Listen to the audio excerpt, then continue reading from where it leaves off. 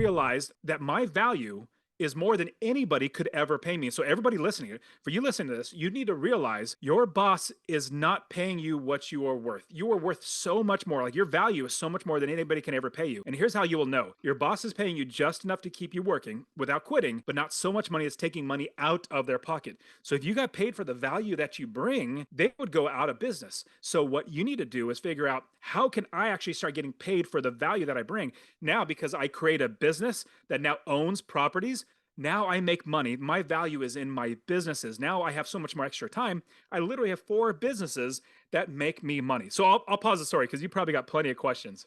No, man, this is amazing. So I think the biggest thing is number one, taking that step, right? First of all, thank you for sharing. Thank you for being here and thank you for sharing all that with the listeners. But showing up, I think, and what I'm pulling from the most is just the thing is that you did was you actually decided and you showed up to do this thing, right? Making that scary first leap. I'd love to dig into that a little bit because no matter what journey anybody else is on, like we've all done it, right? We've all invested in properties, but there's a lot of folks that are just on the cusp. Like I could do this. I do have value. I believe in myself, but taking that first step and like taking that leap, tell us a little bit about that, especially with family and losing your job and all those things. Like Yeah. it's scary, man. Totally. The first thing actually had to, for me, to realize, because I was thinking, man, it's risky to invest in real estate. I was listening to every, aunts and uncles who, oh, I heard somebody did this. And so they're projecting their lack of tolerance of risk on me and saying oh, it's risky. And then I started realizing, especially after getting laid off, it is more risky not investing in real estate, but putting my family's livelihood in somebody else, even the government, especially the government, I would say. And with that, I had to realize that I must do this because it's more risky not doing this. With that, buying that first property. So remember, I bought my first property before I got laid off, and that was really, really difficult because actually it was kind of funny. So my wife and I just got married right before I got the first property. I was not taught to save money. I was taught not to go into debt, which was good, but I was not taught to save money. She saved money. She had like $15,000, and at like 6 months after we got married, I said, "Hey, honey, can I take your money that you saved? Can I go buy a rental property?" It took a lot of work. Eventually, she agreed, and we were living in California at the time and invested in Ohio.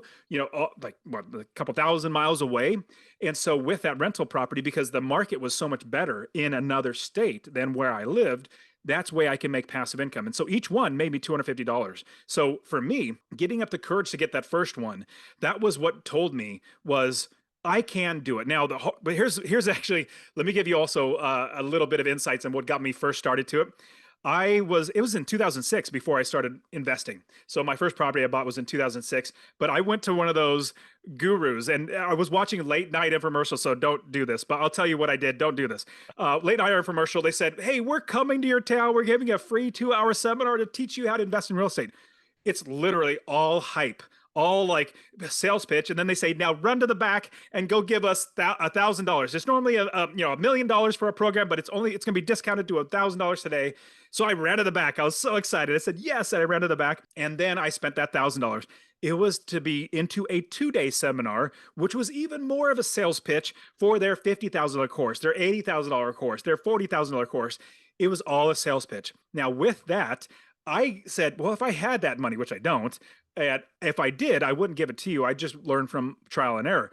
So that's what I did was I went and bought that first property because I had a little bit of knowledge. In fact, I'll tell you, the little bit of knowledge that they gave me in that, really whirlwind of sales pitching and seminar, I followed their advice and my property manager started stealing from me within 6 months. It was horrible. It was the worst advice ever. We can go into like how to actually do it right. Like I can go into the wrong way, but also now the right way that I know now and now how to coach my students. But it was really realizing my value is so much more than anybody can ever pay me. And then finding the means to actively live that out and produce something that other people would want, like a property that other people would want to live in. I might not want to live in there. I would never want to live in Ohio personally, but other people love it and live there. So that was what is for me, is to realize that I am limited working for somebody else and I have so much more value from that point forward. Once I had a couple properties, then I got laid off and I was like, I must do this now.